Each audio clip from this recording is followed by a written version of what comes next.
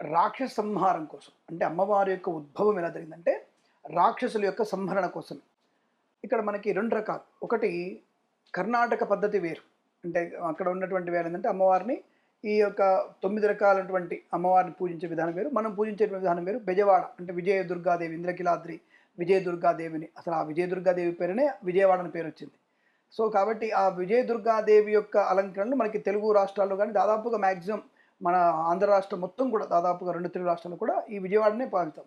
కానీ కొంత ప్రాంతాలు శ్రీశైలం వాటి విషయంలో మాత్రం కొద్దిగా అమ్మవారిని నవదుర్గలుగా అంటే కర్ణాటక సంప్రదాయాన్ని పాటించేటువంటి అవకాశం ఉంది. మైసూరు సంప్రదాయాన్ని పాటిస్తుంటారు. ఎందుకు అసలు 9 రుద్రాలంటే ఇక్కడ మనం చెప్పుకోవాల్సింది చండీ సప్తశతి అనే ఒక పుస్తకం ఉంటుంది. చండీ సప్తశతి అంటే 700 శ్లోకాలతో ఉన్నటువంటి ఒక వివరణాత్మకమైనటువంటి విశ్లేషణ.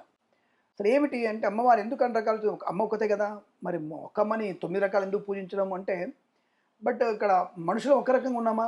ఒక వ్యక్తి ఉన్నాడు, మీరున్నారు, మీరు ఆడపిల్ల, పెళ్ళి అవ్వకముందు కూతురు, పెళ్ళి అయిన తర్వాత భార్య, పిల్లలు కన్న తర్వాత అమ్మ, మరి ఇలా అనేక రకాల మీకు వదిన చెల్లె ఇవన్నీ ఎందుకు వచ్చాయి? మీకు ఒక ఆడపిల్లే కదా, మరి ఒక ఆడపిల్ల ఇన్ని రూపాలుగా ఎందుకు విస్తరించబడింది అంటే వారి యొక్క ఉనికి ఎవరెవరి స్థానంలో ఎవరికి ఎటువంటి ప్రియారిటీ వల్ల అటువంటి ప్రియారిటీలో మీకున్నటువంటి సముచితమైన స్థానం. మన దగ్గర ఉన్నటువంటి సనాధర్మంలో ఉన్నటువంటిది సమున్నతమైనటువంటి స్థానాన్ని చెప్పుకుంటారు. కాబట్టి ఒక వ్యక్తి అన్నగా, తమ్ముడిగా, భర్తగా, భార్యగా, సోదరుడిగా ఇలా అనేక రకాల రూపాలు ఉన్నప్పుడు ఆఫ్టర్ ఆల్ మనిషికి ఎన్ని ఉంటే మరి అమ్మవారికి ఎన్ని ఉండాలి? సో భగవంతుడికి ఎన్ని ఉండాలి? మరి ఇక్కడ విశేషం ఏమిటి? శరన్నవరాత్రి ఉత్సవాలు అంటే నిజంగా మీరు చెప్పినట్టుగా మనకి నవరాత్రి, గణపతి నవరాత్రులు ఇటువంటి నవరాత్రులు లేవు మనకి. కేవలం మనకున్నది నవరాత్రుల విశిష్టత ఈ శరన్నవరాత్రులు మాత్రమే ఉన్నాయి మనకి 7 రకాలుగా.